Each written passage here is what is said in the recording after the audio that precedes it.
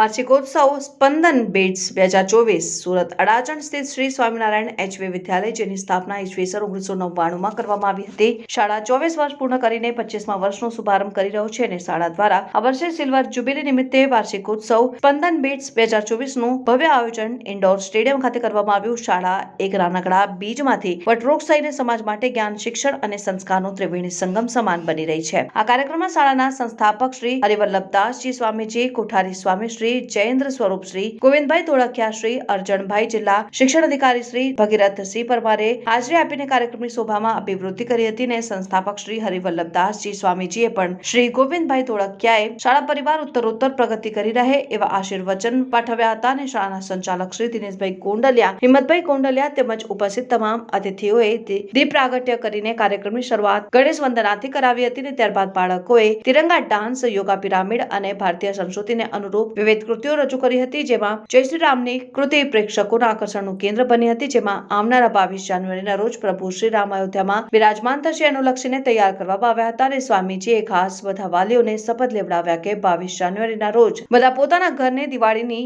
જેમ સજાવીને ઉત્સાહ સાથે સંસ્કૃતિનો વારસો જાળવજો અને બધા પોતાના પરિવારને અને બાળકોને રોજ સમય આપજો એવી ભલામણ કરી હતી. ઉપસ્થિત તમામ મહેમાનોએ તેમજ વાલીઓએ આ કાર્યક્રમની ખૂબ જ પ્રશંસા કરી હતી અને કાર્યક્રમમાં આશરે 1400 બાળકોએ ભાગ લીધો અને 7000 વાલીઓ હાજર રહ્યા હતા.